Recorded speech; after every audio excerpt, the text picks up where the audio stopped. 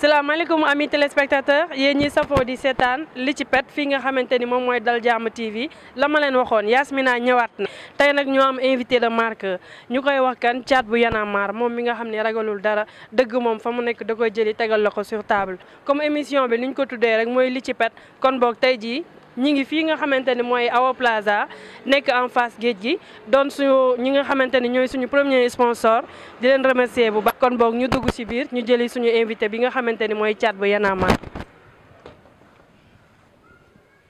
salaamaaleykum amis téléspectateurs yéen ñi safoo di seetaan Yasmina saa su ne Yasmina nag tey ñëw na indil leen seen émission li ci pet na ma ko waxee woon rek fii ci Dal Jàmm TV Dal Jàmm TV nag ku ko dégg xam na ni lépp rek jàmm rek lañ fay dox moom lañ fay wax li ci pet nag tey nag dañoo am suñu invité boo xamante ni yaakaar naa ne ñu bare ràññee nañ ko ñu koy wax Thiat bu Y'en a marre moom mi nga xamante ni non seulement yamul rek ci wàllu hip hop bi mais dafa taxaw tey jii di xeexal lépp loo xamante ni moom la population bi di joytu tey jii ñu def bés bi mu doon suñu invité du ñu def lu dul jox ko mu nuyoo leen. waaw maa ngi leen di nuyu Yaas di nuyu ñëpp ñuy seetaan di wax ne yàlla na waxtaan bi mu jëriñ ñëpp acca bisimilah ñu dugg ci. waaw comme niñ koy waxee amis téléspectateurs yéen ñiy seetaan tey nag dañoo ñëw uniquement parce que bare nañu ñoo xamante ni ku nekk am nga lu nekk sa biir xol nga bëgg ko laaj bëgg ko bokk ak ñi nga xamante ni ñoom ñooy suñu ambassadeur di ñu xeexal saa su ne.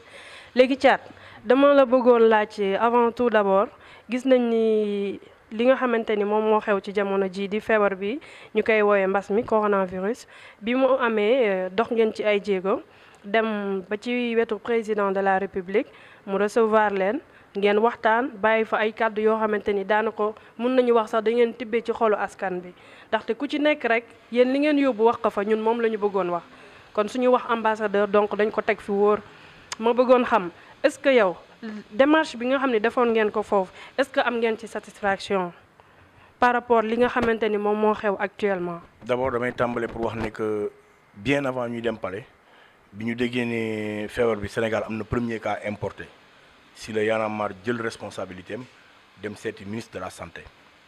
waxtaan ak moom mu boole ñu ak ay experts am ñu toog discuter mu wax ñu lan la ñuy def expliquer ñu les mesures barrières expliquer ñu distanciation physique expliquer ñu yëpp Y'en a marre wëññeeku ci biir kuréelam waxtaan ak ay artistes yu bokk ci biir mouvement bi tëggaloo leen ci ab wëy mooy woy boobu ñu naan aar sa bopp aar ki nga jege bi kilifa def refrain bi donc ñu jël aussi suñu cellule de communication mu créer ay capsules de sensibilisation ñu wër fépp ci Sénégal di ko def donc ñu nekk ñu nit ci sensibilisation bi en tant que acteur bu nekk ci société civile bi ñu am responsabilité lu dal ni mbas am ci am réew ñun interpellé na suñu responsabilité pour ñu wàcc nekk ci côté askan bi ci sensibiliser leen comme ni nga ko daan defee su mënd amee comme ni nga ko daan defee su leneen amee yàlla na yéex ba naka noonu président wooluñu bi ñu président wooloo it ñu jugé ne pour cette fois-ci ndax yàgg nañ ñoo bëgg a gis ci façon bu ne musuñ ko nangu woote na fi dialogue national bu nekk musuñ caa dem waaye bii nag comme dafa laal mbirum feebar laal mbirum lu question de vie ou de mort kon dafa laaj ñun ñu dem wax ca lañ ca war a wax biñ fa yeggee yóbbaale nañ suñu xalaat muy ñu yaakaar ne loolu mooy li gën ci askan bi ne ko na wàññi dund gi bu mu joxe ceeb bu mu joxe dara na wàññi dund gi ñëpp gis ci seen bopp na jël transport public bi pendant 3 ou 4 mois maye ko gratuit na wàññi aussi tamit gaz butane bi ñuy toggee wax nañ ko sax ba ci luyaas yi na xool nan la mun a def ñi nga xamante ne am nañ ay contrat nan lañ leen mun a dimbali parce que Sénégal réew la moo xam ne secteur informel bi moo fi ëpp doole mooy sax 70% de l'économie te ña ko yore bëri bu ñu doole lool wax ko suñu xalaat mu jël ko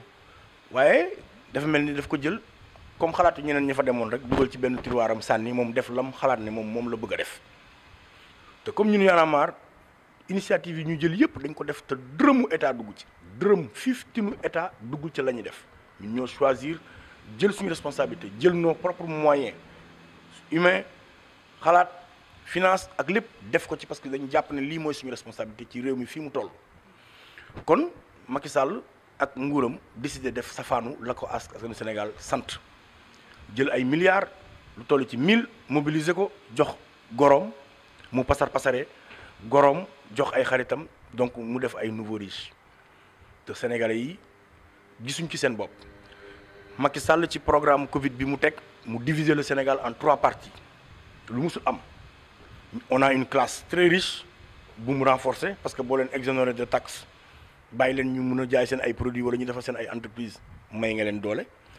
mu dimbali ñi nga xamante ni dañoo très pauvre te nekk ci biir fichier moom bi mu nga xam ne moom mooy bourse sociale yi muy joxe mu fayal leen courant fayal leen ndox jox leen dund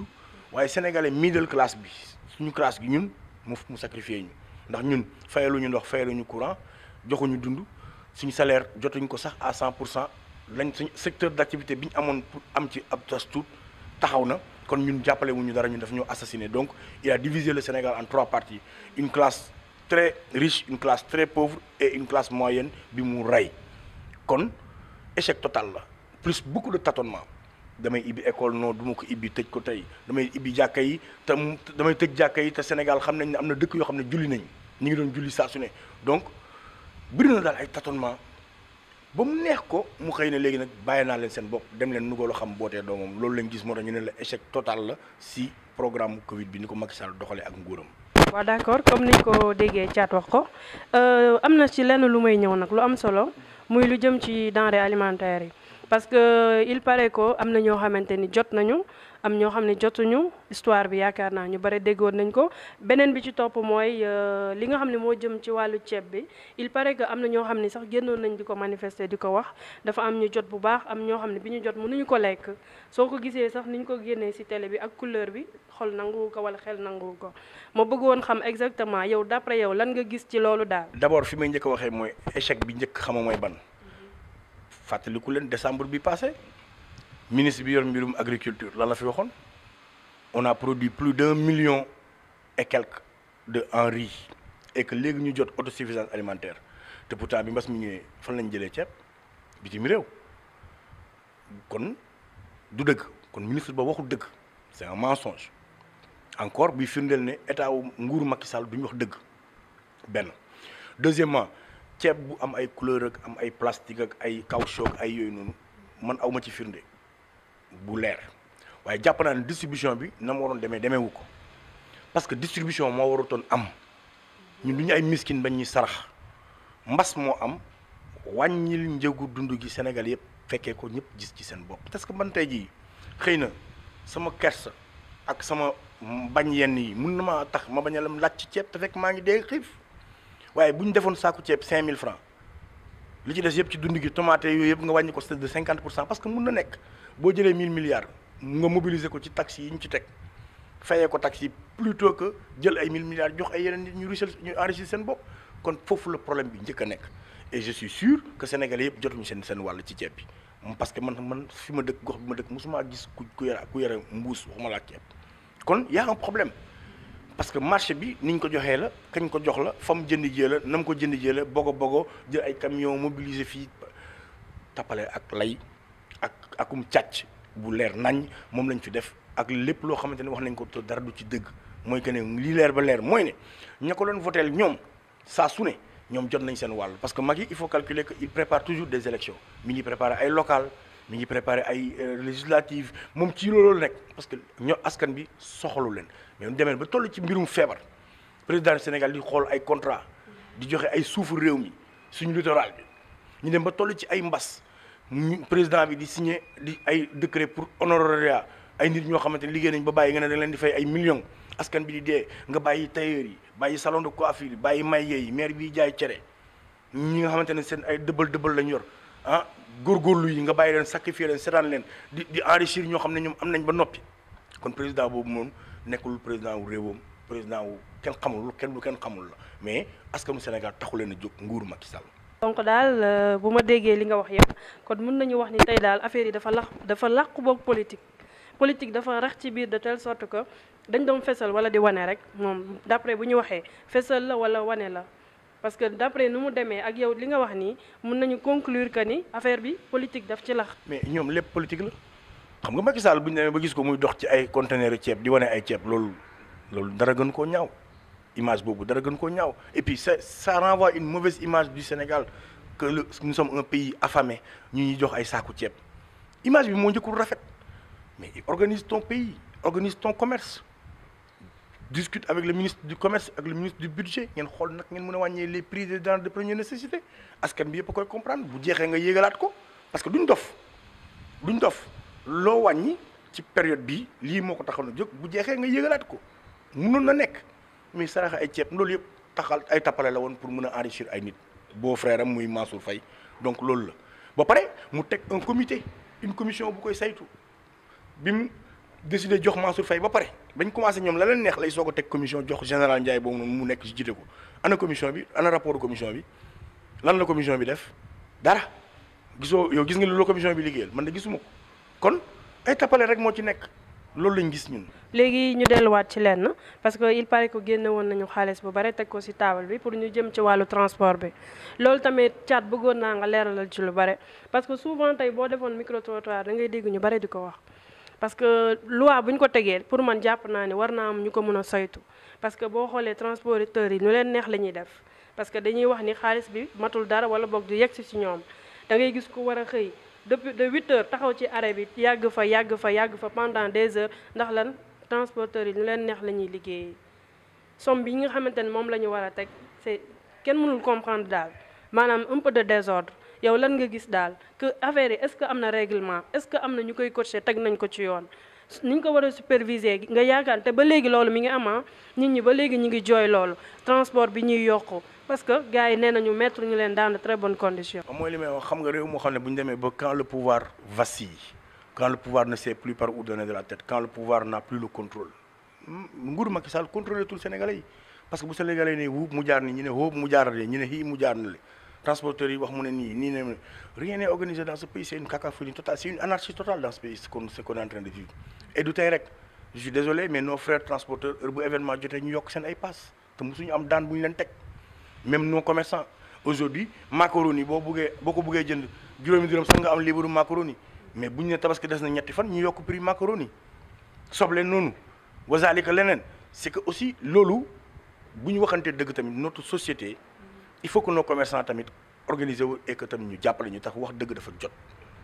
munoo un événement comme bu toll ne tabaski jot nga jël soble nëbb ko ba mu des ñaari fan nga génne ko yokk prix bi parce que xam nga ne askan bi soxla nañ ko yooyu dafa ñaaw pomme de terre noonu yeneen ak yeneen noonu loolooy waral aussi tamit yenn saay ñuy am ay pincements au cœur parce qu'on se bat pour les Sénégalais qui investissent dans ce pays on se bat pour la petite et moyenne entreprise des Sénégalais on se bat pour nos agriculteurs on se bat pour que Sénégal ñu jox ko Sénégalais yi mais ñun aussi nañ xoolaat suñu bopp et je le condamne fermement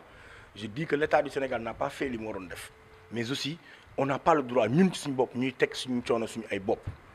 transporteur amul droit teg coono usager parce que usager la am tey bu neexee nga yokk li bu màggal Tuubaa ñëwee nga yokk paas su tabaski ñëwee nga yokk paas su jeexee nga wàññiwaat yooyu dañ ci war a jóg réew dañ koy organiser et que boo amul état nag boo xamante ne nii am na les épaules larges am na la carrure de porter li mu jot lii lay indi on est dans un état où aujourd'hui xoolal li xew seen parti bi ay saagante ndey xuloo xeexoo xasante kenn xamul kuy diriger réew mi Sénégal kenn xamul ku koy diriger et je suis désolé de le dire comme ça c'est un échec total c'est une honte pour la République ce qui se passe dans ce pays-là rien n'est organisé rien n'est sérieux lépp ay tâtonnement la lépp ay lambatu la ay seet ay cutew dara baaxu dara il faut qu'ils se remettent en question redresser la barre parce que ñetti at moo leen dese yàggut nañ ñu dimbali lii laay war a sóolu ñu liggéey te bàyyi politique bàyyi caaxaan bàyyi tappale bi bàyyi tappalaatu bi dëbës loolu baaxul réew loolu doxalu ko réew day am organisation et malheureusement on est face à un état qui n'a pas les épaules larges pour ça. d'accord dégg nañ la jàpp léegi li ñuy ñëw juste mooy li nga xamante ni lu jëm ci wàllu masque bi nu ñu sensibiliser woon gars yi xam nga am na ñuy xalaat feebar bi am na comme feebar bi amul parce que ñoom souvent dañuy wax teguñu seen bët heureusement sax am na benn télé bu ñu gis ni mi ngi def benn genre documentaire di wane ñi nga xamante ni patients yi nu mu leen dalee ak li nga xamante ni la ñuy dund ak ñoom foofu léegi dama bëggoon xam yow ban lancé ngay wax vis-à-vis population bi ak masque yi ndax booy xool am na ñoo xam ne takkatuñ ko sax pour dire ndax loolu dañoo ñàkk gëm feebar bi am na wala loi bi ñu teg moom moo jaarul yoon wala boog suñu comme ni ñu koy waxee rek suñu dirigeants yi ni ñuy génnee di ñu sensibiliser communication bi moom moo tax ba gars yi xamatuñu fu ñuy taxaw comme ni nga ko waxee woon sax. man ne sama masque ngi nii te dama koy takk di digal na képp kuy sénégalais nga takk sa masque soo amee président boo xam ne dana bàyyi naa leen seen bopp da ngay fagaru ci sa bopp da ngay xool nooy aaree sa bopp man damay takk sama masque te damay digal képp kuy sénégalais nga fexe takk sa masque di raxas sa loxo di jël respecter les mesures barrières parce que corona existe na am na xëy na waxuñ ñu lépp xëy na waxuñ ñu la ca nekk dëggantaan waxuñ ñu sax nan la ñuy traiter maladie waxuñ ñu sax li ci biir lépp waaye li wér te wóor mooy ne feebar bi am na comme nag masque dafa bokk ci la lay muccal nañ ko takk nañu continuer te xam ne feebar bi mi ngi fi maintenant quant à l'état du Sénégal su demee ba fekkente ne lu toll ci question de vie ou de mort mu ne la jëlal masque pour nga aar sa bopp population bi dégluwuñ ko mu war a seetaat boppam. Moi j'ai vu des Sénégalais qui mettent leur masque parce que police day dóor parce que police day tëj parce que police da lay laaj amende des gens me disent man je mets le masque juste parce que damay bañ a fay 3000 wala damay bañ a fay 6000 francs kon y a problème bi mooy lan mooy waxeet bi wax lu dul dëgg ñàkk respecter ton peuple ñàkk joxe les bonnes informations quand tu racontes des conneries ou des mensonges à ton peuple ne te croit plus quand le peuple a un problème pour croire à ses leaders ça veut dire que ces leaders là doivent se remettre en question pourquoi parce que bi ñu la xamee ba léegi waxeet la ñuy def kon jot na état du Sénégal posé waat boppam ay questions pourquoi lu toll ne feebar bii nii solal masque nga aar sa bopp nit ñi gëmuñu leen kon il y a un problème mais moi je dis aux Sénégalais mettez vos masques parce que feebar bi mi ngi fi te jógagu fi voilà. sama mbokk téléspectateurs yi yéen a ko déggandoo yéen ñiy seetaan Dal Jàmm émission bi nga xam ne li ci pet Thiat balaa ñuy jeexal émission bi ñu ngi koy tëjee mooy dama lay laaj yow naka nga gisee fi nga xam ni fi la feebar bi toll gën a taxarnaase gars yi di gën a garaaw xam nga ñu dem ba décès yi sax mi ngi augmenté wu ci moment boobu tag am ci ñenn ci njiit ñi nga xamante ni dañoo démissionné loolu laa bëggoon xam nan nga ko gisee est-ce que c'était le moment boobu est-ce que jotoon na pour ñu abandonner ak lu ñu jàpp yaakaaroo ni mënoon nañu woon accompagner tuuti rek au moins ba ñu xaw a am résultat pour ñu doog a dem wala yow tu trouves normal que li nga xamante ni moom la ñu def juste parce que peut-être population bi dañoo dëgër bopp respecté wuñu les normes naka nga gisee loolu maanaam abandon bi nga xamante ni am na daal ci au milieu de cette maladie. ban démission ngay wax par exemple. voilà comme bi nga xamante ni moom la bëgguma tudd tur mais am na ci njiit ñi ñoo xamante ni voilà bàyyi nañu ñi nga xamante ni ñoo yoroon lu jëm ci wàllu maladie bi di mbas mi di coronavirus. voilà loolu jàngat yi ñu ci mën a am bëri na benn jàngat bi ñu ci mën a am mooy est-ce que nekkul ne c'est un aveu d'échec parce que boo nekkee ci benn mbir ñu dénkaloo ko nga échoué lii yoon mooy da ngay démissionné loolu la tubaab di def te loolu mooy li baax buñ la dénkee doxaloo da ngay bàyyi jox keneen ku mën benn jàngat beneen jàngat bi mooy démission xëy na présenté woon na ko bu yàgg xëy na àpp ba jot waaye tant que xamuñu lan mooy les raisons de la démission mënuñ cee spéculer luñ ci wax rek suñu xalaat lay doon waaye la ca am dëggantaan tant que xamuñu ko les tenants et les aboutissants mënuñ cee sori lool waaye li ma xam ba xam ko daal mooy ne am réew am nu muy doxee am fu muy toll Sénégalais yëpp dañu war a suureewu serrewulee coude pour liggéey looloo waral la démarche de Y'en a marre jël ay responsabilités am def ay moyens ba pare it nangu dem seeti président pour la première fois kon c'est un signal fort gis nañ fa sax ñeneen ñoo xam ne yaakaar nañu woon àdduna dina dem bañ dem dugg palais kon nga xam ne jël nañ teg nañ Sénégalais yi au cœur de leurs préoccupations mais malheureusement nous avons un gouvernement boo xam ne nii Sénégalais yi nekkuñ au cœur de leurs préoccupations seen poche moo nekk seen préoccupation ak seen bien-être bopp waaye feebar bi daal jàpp naa ne leen dong ma ci neex waaye ñun ñëpp bokk hôpital bu ñuy fajoo fii de amul ku fi jël roppalaan naan yaa ngi faju ji feneen xanaa yaakaar naa ne bu ñu ci jógee nag danañ fi jaar defar l'hôpital yi defar plateau médical bi changer yenn mbir yi xanaa bu ñu fi jógee danañ jaar créer discipline ci réew mi et puis c'est dommage que ñun Sénégal il a fallu que mu am benn feebar pour que Sénégalais yi respecté yenn discipline yi di rang ci buntu boulangerie di rang ci buntu nangam non bu ñu ci jógee nañ ko continuer parce que loolu mooy discipline nañ continuer di rang nañ continuer nañ bàyyi buuxante nañ bàyyi indiscipline marché dañ koy tëj une fois par semaine raxas ko waaw loolu baaxul nañ ko continuer loolu moo ci li xaw a baax ci feebar bi am na yum ñu jox ay jikko yu ñu amutoon jikko yooyu nag nañ ca sax du rek feebar bi moo tax parce que bu la feebar taxee jël yenn jikko bu dee jikko yooyu baax la da nga koy wéy sax ca kon sénégalais yi li laa war a sóoli continuer leen ngeen aar seen bopp parce que du nguur gi moo leen di aar boo leen ko yaakaaree nax saay man de yaakaaruma nguur gi pour aaru sama bopp laa ci yaakaar ak sama sol masque ak respecter samay ay distance ku ne nag sa magum bopp nga ku ne sa responsabilité bopp nga yor ku fi xaar Macky Sall doo mucc doo wér doo wérle sa poste du ko fekkee sa jamono du ko fekkee parce que taxoo ko jóg intéressé wu ko intéressé wul nguuram fan woowee lu jëm nag ci ay démission nag moom mënuñ cee sori comme ni ma ko waxee faw ñu xam lan mooy tenants yi aboutissants yi aveu d'échec la mu bàyyi wala lu àpp bu jotoon la mu dem kenn xamul yàlla rek moo xam ak ñoom ñi nga xam ne joxe wuñ peut-être information bi nga xam ne mooy dëgg bi. kon boog yéen a ko gisandoo amis téléspectateurs je crois que émission bi tey ala daw mi na te réccu wuñu suñu invité bi ndaxte déjà moom li ñuy wax naan ku pare xam nga ku pare rek moom daanaka question bu ñu ko doon bëgg laaj sax toj na ko muy civilisation bi et c'est important dafa laal point bu am solo que ni ñu mel li nga xam ne la ñu changé suñu bopp force ndax lan jàngoro bii di coronavirus ñu continuer ko parce que lépp lu ñu tardé lu ñu sonal rek mooy xëccoo mais lépp boo ko tegee ci yoon nga jaar fi nga war a jaar gëm naa ne résultat bi nga bëgg di nga ko am rëcc wuñu suñu invité bi nga xamante ni mooy Thiat li may wax di ambassadeur la waa Y'en a marre ndaxte tout le temps ils sont là vraiment pour défendre population bi kon gàcce ngalaama di rafetlu vraiment invitation bi rëcc wuñu lu ñu la doon invité kontaan nañu di la wax jaajëf merci beaucoup xam naa du ñàkk ci beneen dig daje rek incha allah. waaw sénégalais takkal sa masque. waaw d'accord léegi lan mooy sa dernier mot Thiat. takkal sa masque aaral sa bopp aar kii nga dendal te xam ne it boo ko defut yaa ngi sànq sa bopp ndax nguur gi mënu laa faj yéen it maa ngi leen di ñaanal jàmm dina ñaanal nit ngeen seen liggéey gën a fasantiku continuer leen ci lancé boobu et puis voilà Sénégal am jàmm yàlla nañu yàlla may jàmm ci réew mi et que Macky Sall bàyyi suñu suuf si ngay caxat-caxate yaag sa waa nguur gi suuf boo fi caxat-caxatee di nga ko génne ndax ñoo ko moom moomoo ko domaine maritime moomoo ko suñu littoral la ñoo ko moom te duñ la ko may suñu pétrole suñu gaz ci lañ jëm mbas mi waaw mais Aliou Sall dina génne suñu pétrole dina génne suñu gaz ci nii mbaa ca nee loolu moom bëggoon naa ko wax loolu mu leer. waaw jërëjëf kon yéen a ko déggandoo Thiat moom dóor na mu daanu lépp leer na di leen joxaat dig daje rek incha allah rabbi ci beneen émission li ci pet nga xam ne lépp lu nëbb dañ koy fesal jëlee ko fa mu nekk teg ko ci temps kon boog jaajëf sama gars yi ñoo ngi leen joxaat rendez-vous incha allah merci beaucoup.